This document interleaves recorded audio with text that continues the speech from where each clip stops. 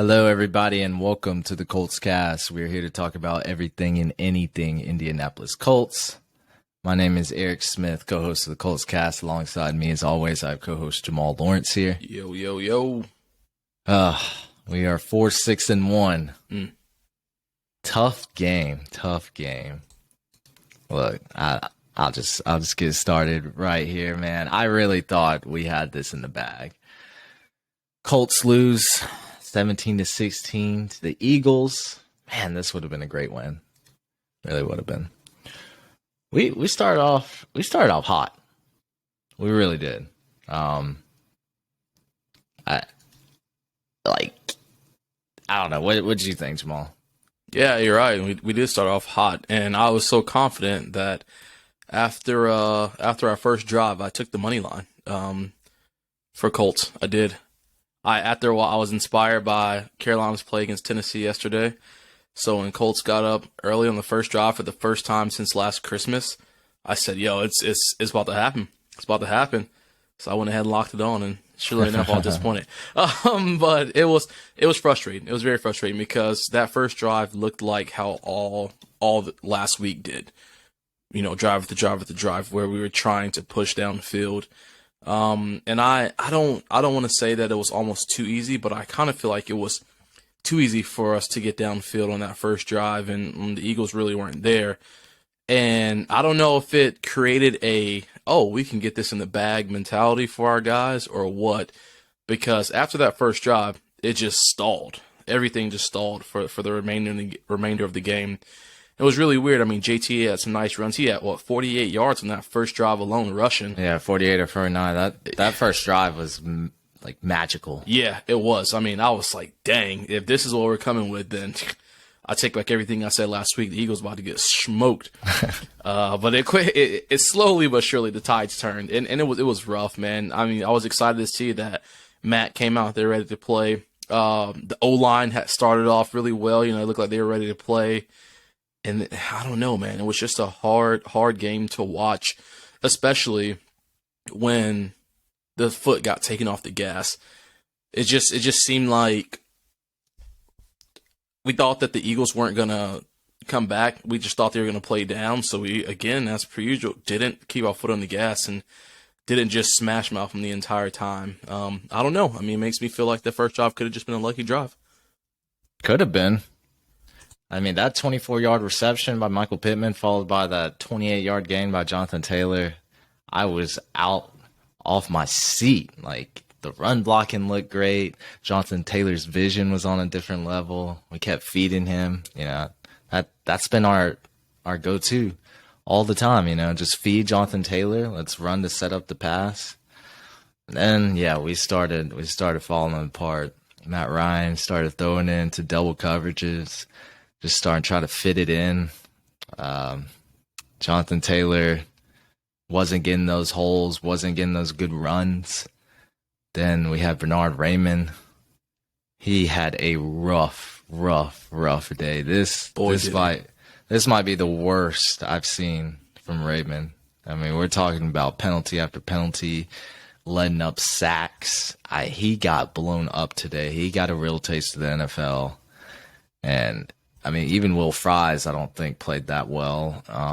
They're trying to figure it out.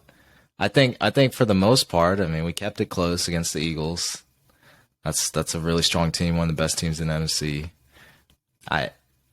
We did all right, but that offense only looked good in like the first quarter. You look at Matt Ryan, 213 yards, 0 touchdowns, 0 interceptions. Limited mistakes, but, you know, couldn't get it cooking on offense.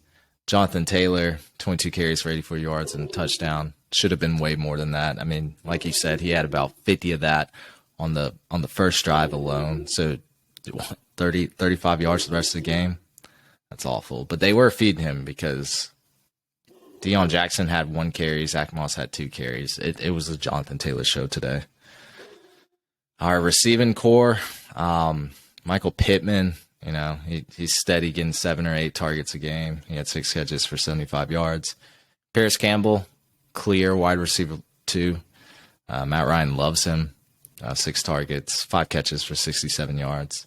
Had a pretty good day. I think Paris Campbell played the best, especially just with that downfield catch he had, that big gain. Alec Pierce was doing his thing. He had 8 targets. Could have had a better day. Unfortunately, wasn't as great. But, yeah, I think our offense held us back. It's always been like that. That's been the story of the Colts. And I really thought after last week, we finally found our footing. But it was bad. I mean, Jonathan Taylor, the fumbling issues from college looks like it's That's resurfacing, right? Yep. Because he got the first down. He could have went down. Mm-hmm. He fought for extra yardage, and they swarmed him, and they ripped that ball out of his hands. And I'm kind of mad at the refs. Normally that play gets called dead, and it didn't, and it was unfavorable for us. Although we did get the ball back, like, right after. But still, I mean, that could have been, potential 6 or 7 points on the board. Yeah, no, you're right. And as happy as I am that we did get the ball back, it's a buzzkill. Even when we get it right back, you're a little hyped. But we were driving, we were working downfield, and all of a sudden you don't have the ball anymore, and everybody's just annoyed, and they're on the sideline, and then you're kind of trying to go through your emotions with your coaches about what happened, and all of a sudden you're like, get back on the field. So you're just jumping in and trying to run back out there and repeat, or I should say complete, what you couldn't do just when you just had the ball a moment ago. So it was definitely hard to see, and this fumbling has been an issue for JT this season. It's definitely been an off one for everything with JT this year, and it sucks because last week was a glimpse of what we are conditioned to see from him, so we all expected that, especially after the huge first quarter. So it sucks to see that there was really no progression throughout the rest of the game with him. Paris looked really good, man. I wish he could have scored on that big deep ball he caught, because that's what we would have needed right there. And I say that because we got stopped. We got stopped on all 3 downs when we were down in the red zone. I mean, we were right there. The first one, JT got smashed up at the line. Second one, incomplete pass. Third one, I think it was incomplete pass as well. You had to kick a field goal. That's issues, man. Those are huge issues when we're at the 5-6 yard line and we can't punch it in even 2 yards to get us to the 4 or the 3. I don't know. There has to be something you can do. It's way too crucial for us to get that far downfield and get a measly 3 points out of that, especially against a high power team where we know we have to have a QB spy the entire time on defense, and I feel like that was off and on the entire time, but I know we'll speak on that once we get to the defensive side. But when we're on offense, we have to capitalize, and like you said, it was just kind of sluggish the entire time. It was unfortunate to see. Alec Pierce, he had his 50-50 ball as he gets every week. He was out of bounds for that one, but he went up for it. But then Matt went right back to him. I think it was the next play. Yep. And he gave him a chance to get it, and he got it, so I was glad to see that. But, I mean, I don't know. It was just weird to even Pittman's catches that he was getting. They were all solid catches, but I just felt like everything stalled out. We were in their 35-yard line, or within Philly's 35 for 5 drives? And, I mean, 1 touchdown out of that. We just left points on the board. So that can't happen. That legit just can't happen, no matter who we're playing, whether we're playing the 1-7 Texans or the 8-1 Eagles. Like, you cannot leave points on the field like that whenever we're getting inside the 35, missing. So, right, and I also thought our play calling, we got a little too predictable. Anytime I saw Deion Jackson on the field, out the backfield, running to the sidelines for a swing route, it was always going to him, and they read that every single time. That's why Deion Jackson had 4 catches for 3 yards. He didn't go anywhere with those. But we were doing that on 3rd and longs. I was a little confused about that. We're playing too conservatively. We got to push the ball down the field, in my opinion. But, there's just a lot of issues. Just we started, I don't know, our offensive line looked fatigued or something, because they were giving up a lot of sacks in the later part of the game. Things like that. Matt Ryan's not able to move out the pocket. You saw plays where he could have threw the ball away. You saw plays where there was an open receiver. He didn't see it. There was those mistakes, but at least, no fumbles or interceptions, right? Yeah, that's something to be thankful for, I suppose. Yeah, but second game under Jeff Saturday, we gave the Eagles a run for their money. Of course, they kept their money, but we're now at 6 losses. It's getting the light's getting dim at that end of the tunnel. Mm-hmm. We're not there. Yep, and it's so crazy because the Eagles tried to give us the game. This game was an exact repeat of Kansas City, where the better team just decided to show up and not play, and at least with Kansas City we got the W out of it. We just gave this one away. There was no reason for us to even give the Eagles the time of day today. We should have beat them easily by 15, 16 points today. So it was just rough to see because they weren't there. I don't know if you saw, but even on their sideline, after every drive, everyone was just sitting there with a blank stare on their face, like for the Eagles on their bench. No one was like frustrated. They weren't happy. They were hitting them with the Frank Reich, just staring. And I was like, all Nick right, Sirianni got that from Frank Reich, Yeah, he did. And they just all sat there. And so it was weird to see because it's like, again, if we're in a position that we're in to come out and play a team like this and we see that we're comfortably up 13-3, hey, let's punch them in the mouth, show them, make a name for the team, saying, hey, listen, we started off extra sloppy. We got rid of a few pieces. We're trying to bounce back now, so we're going to play full throttle the entire time. But instead, we let that 13-3 lead just slip away from us, and we got only 3 more points from there when we should have easily had an additional 2 touchdowns and a field goal. Yeah, their offense was sloppy from the beginning for a long time. You saw all those penalties racking up. Yeah, I remember seeing 3 straight penalties on them. They were out there like 2nd and 35. It was crazy. Yeah, and they actually almost converted that. They got really close. But I think this is a good segue into our defense. I really thought our defense was top notch today. Even without Kwity Paye, the loss was definitely evident. Pass rush looked a little weaker.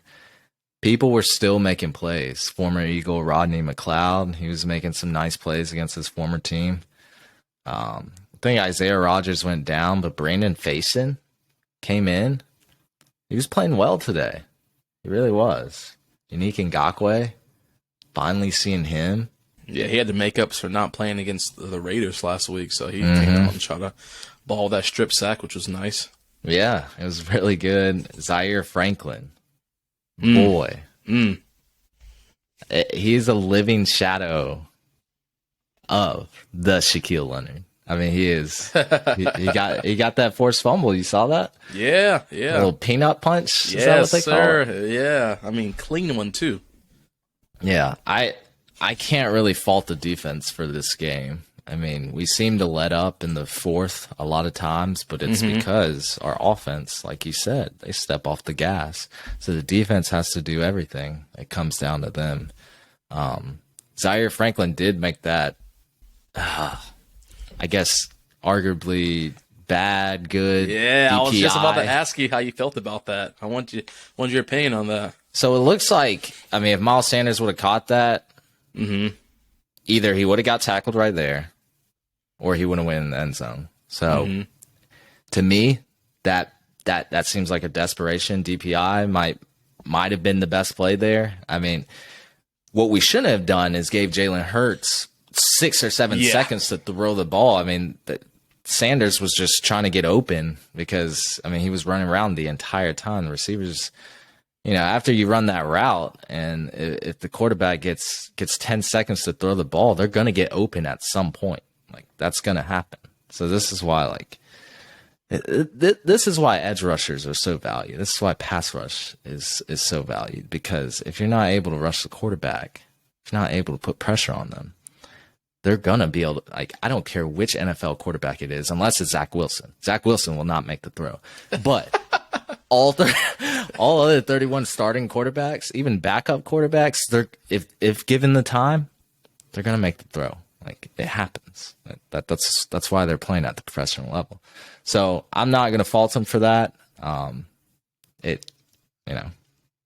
I think that was a smart play to an extent. Okay. But Yeah. No, I pretty much agree. Like at first, when it first happened, I was super annoyed, and I took a second to think about why. I saw that there was legit no one else over there, and probably better for him to do that than try to truly break up the pass and risk Miles getting it, because once he's off to the races, it's gonna be gone. So, I do agree. I think it was a desperation thing, and if I don't know what I would have done in that situation. He made a football play. I can't be mad at that.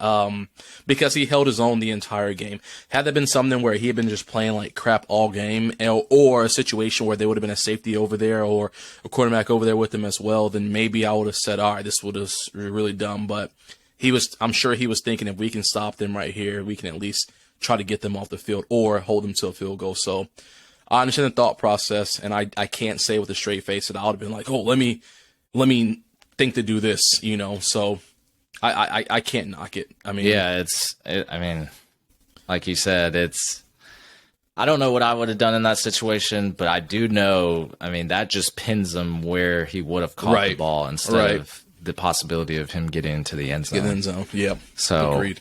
I'm not going to kill him for that. I will say Jalen Hurts should not have 86 yards on the ground against us, because we're great against the run. We are. That's why we held Miles Sanders to 47 yards on the ground. What we did not do is hold the quarterback to a considerable amount of yardage on the ground. But 16 carries for 86 yards. He was.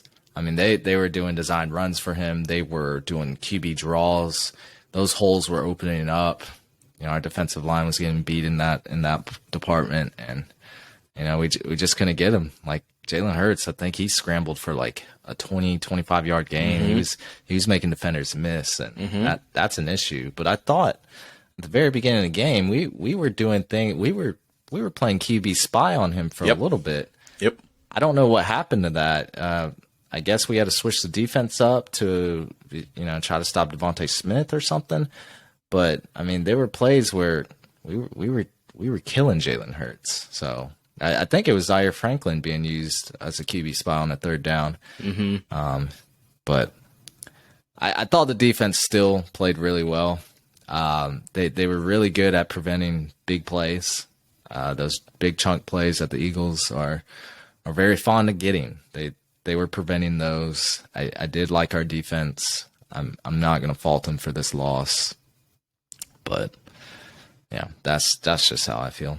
Yeah, no, I fully agree. We can't sit here and fault the defense, especially when, again, we're up 13-3 and we can still continue to score. Defense got turnovers for us today. All we've complained about was not getting turnovers.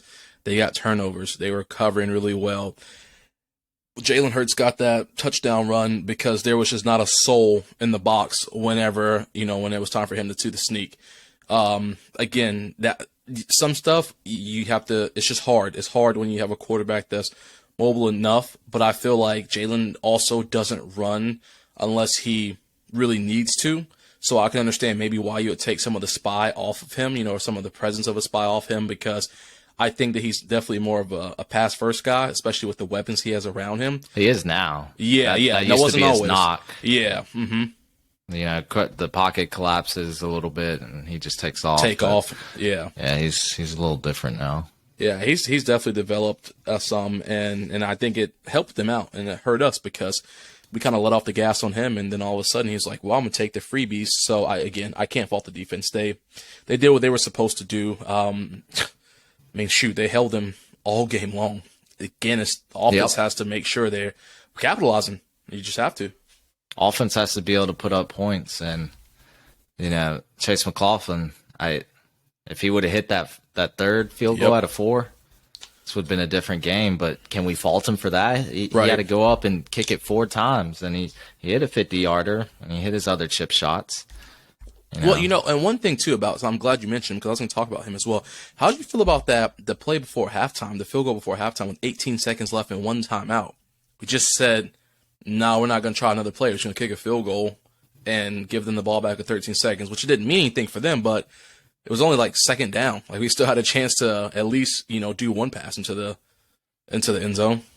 Yeah, like I was saying earlier, they were playing very conservative, especially when they got up a little bit. I think they believed in our defense. They said, well, we're going to get as many points as we can on the board with, whatever possessions we have. Take the field goal. It's like that. Yeah, it shouldn't be, but yeah, it is. Yeah, well, you got a first-year play caller at hand and, interim head coach with no experience. I think they go the more conservative route. They haven't been in many of those situations. Yeah, no, that's true. Yeah, and that's kind of what I was talking about when I was even on our pregame show, where I was saying that I was kind of afraid of what will happen once everything is not working out the way it should, especially because I felt like after the first drive, again, they take a step back, and they put it kind of on autopilot and let everything happen the way it was, and it's just a situation where it's like, he hasn't had a chance. He hasn't had an opportunity to play from behind yet, or Parks hasn't had a chance to call plays from behind. I should say, not so much play from behind. So I do think that the conservative approach will continue. I don't know. Hopefully, he learned something from this game that's not going to work. But I just can't imagine all of a sudden after one game you're going to say, "Well, I need to be full throttle every single week." I definitely think the team played as hard as they could. Well, not as hard, but they played up to the competition today. But I'm just nervous that maybe, because I said last week that I felt that until you get the true test of being down and out, then you don't know how you're going to be as a play caller. So I'm hoping that he learns something from this, and maybe next week he comes out on a Monday night just full throttle and not taking his foot off the gas at all. And I mean, again, it's not the end of the world. I mean, it's one L under his belt as a rookie play caller. So just curious to kind of see what the people around him were, or kind of what their thought process was throughout the game. Yeah. It happens, and I mean, we were this close from winning, so it did suck for us to lose, because really I don't know what's the future now. We're 4-6-1. It seems like playoffs isn't there really. Right? Correcto mundo. Yeah, I'm starting, because the schedule just gets a little tougher. Mm-hmm. I honestly think this is where I would like for us to get some more losses. But then again, as I said before, the players do not want to lose. They're going to go out there and play their hardest, and that's just how it's going to be, man. Yeah, we got the coaching staff that they want to win. They want to win. So I know. I guess, but like for me, I look at the bigger picture. I look at what there is to come. Like I understand you have to live in the now because we're in the now. But when I think of this situation, I think to myself, what will happen if players will take I don't want to say the extra step to suck, but what happen? They just come to the realization that, just take the L in this season, think about what the future can be, as opposed to, I want to win right now, because we're playing for nothing. You know what I mean? We're not playing to win the division anymore. We're not playing. So we're just playing. We're playing to play. And of course, these guys who are in contract seasons, they want to get extensions, and all this other stuff. I understand that they're going to always play hard, but for what it's worth, I mean, I'm thinking about the future. And if you want to be a part of the organization for the future, then I would like to see what's going to come down the pipeline. Maybe if we don't do too hot for the rest of the season. But supposedly, Colts scouts were at the Kentucky game. They've been at Kentucky games for like 4 or 5 games this season. So that's what I'm hearing. They're scouting Will Levis. I mean, it's very possible we draft him. He hasn't been looking too hot lately, but they still might like his arm talent. Yeah, I just hope that the scouts are. I haven't watched a lot of Will Levis film this year. So obviously during off season I will watch a lot of it. But I just hope that we're not getting fixated on one person and hoping that person is there. And then come draft night, I mean, anything can happen. Then we're up the creek. I know that any good GM and any good scouting team is not going to just be fixated on one player in general. But I do feel like there has been a lot of talk of our guys being out at every Kentucky game, watching Will for the past 3 or 4 weeks. So I don't know. I'm just curious to see if there's anybody else that we have in contention or thinking about at least. It's a lot of quarterbacks that will be drafted. So looks like we're looking in the right direction. You know, Matt Ryan isn't a long-term answer, but he was supposed to bring stability and playoff contention. But here we are, 4-6-1, wild ride for the Colts. But who do we have next week? Steelers. I'll be there Monday night. You will? Oh yeah. I'm gonna be tired too the next day for work, but it is what it is. Ooh, Steelers. That should be a winnable game, but should be. Then again, Colts have been a roller coaster this season. Yeah. And we got the Cowboys the week after. Yeah, in Dallas. Yeah, it's gonna get a little dicey. Vikings, Chargers, Giants. Woo! Yeah. Colts Nation, we may need to start looking at some mock draft. Well, hey, you know what, too? Seriously, though, this next week is going to be the test of whether Matt Ryan really is trying to play to stay or he just had a chip on his shoulder last week. Because like I told you, I felt like he was going to come out and play his hardest like he was in the Super Bowl again simply because he got benched. And today, he didn't look like he did last week. He looked like he was going through the motions. He wasn't trying to move around the pocket and stuff. He was checking down every single ball. Not every ball, but you know what I mean. He was like going through progressions, 1, 2, check down. So I don't know. I think it'll be interesting to see next week what'll happen. I just personally feel like if he goes slow next week as well, that last week was just a one-off where he just felt like he had to show up and show out because he was butthurt that he got his spot taken. And now he's just... now he's just back being Matt Ryan. Looks like Jamal wants Sam Ellinger back in there.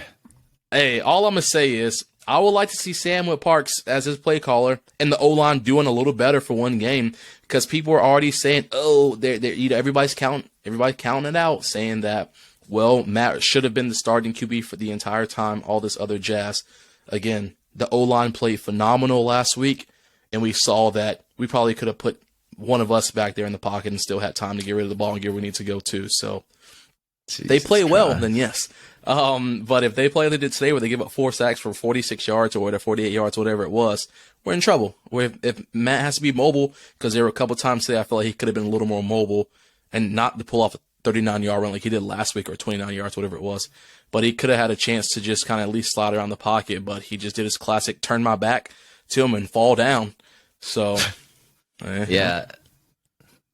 Quarterbacks like Jalen Hurts, Patrick Mahomes, Lamar Jackson, they can move like that and evade pressure. So when Matt Ryan does it, we don't get the same result. It usually ends up being a sack. Yeah. But tough game. We'll look towards next week. Oh, yeah. I'm always going to say go Colts. So. That's right. I'll be out there loud and proud next Monday night with all blue on. So I'll be repping it. So what jersey are you going to rep? I got to wear JT because my other jersey is the Andrew Luck one. So I'm not wearing that. I'm going to wear JT and just have a bunch of other gear on. Yeah. So anybody who's out there, let me know. Let us know on Twitter. Hey. Yeah. Let's get it. All right. Well, that's going to be it for us, everybody. Thank you for listening to the Colts Cast today. We are live on Apple Podcasts, Spotify, or any platform you use to listen to podcasts. We'll be back next week to give you some more Indianapolis Colts content. Y'all take care. Take care.